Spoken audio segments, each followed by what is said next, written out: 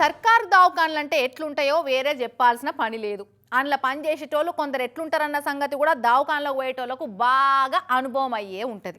కొందరు సర్కారు దవాఖానను నమ్ముకొని వచ్చిన బీదోళ్లకు వైద్యం చేసి వాళ్ళను మంచిగా చూడాలన్న తపనతోటి పనిచేస్తే, ఇంకొందరేమో ఎవరు ఏడవతే మాకేంది మమ్మల్ని అడిగేటోళ్ళు ఎవరు అన్నట్టే పనిచేస్తుంటారు.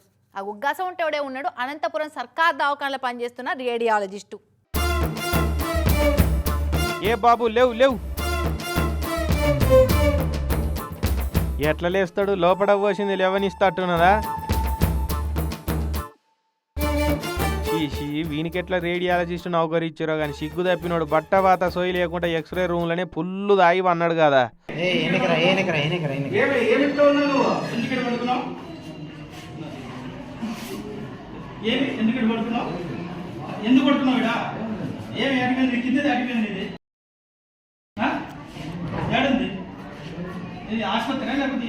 దవాఖాన మెడికల్ ఆఫీసర్లు వచ్చి లేపినా లేస్తలేడు. బట్టలే ఇరవారి అంటే ఆగో నోరే తిరుగుతలేదు. వీళ్ళు ఇట్లా మన పొద్దున గంత దాయి పన్నాడంటే వీడేం మనిషి ఎట్లా మనిషి అని దవాఖానలో ఉన్న పేషెంట్లు పొట్టు తిట్టబట్టిరట.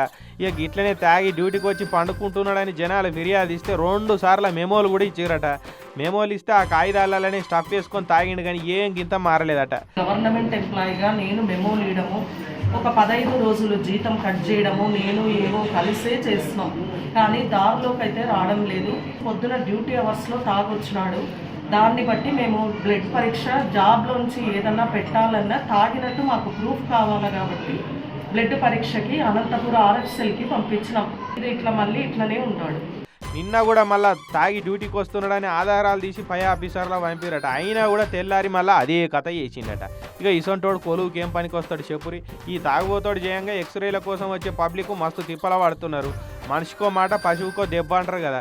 మనిషి లెక్క చెప్పి చూసిరు, అయినా పశువు లెక్కనే చేస్తున్నాడంటే ఇసొంటోని కొలువులకి వెళ్ళి సస్పెండ్ చేసి తాగు అని తోలుడు కాదు, నౌకరే ఉడవీకాలే అని అంటున్నారు అనంతపురం సర్కారు దవాఖానకు పోతున్న పేషెంట్లు.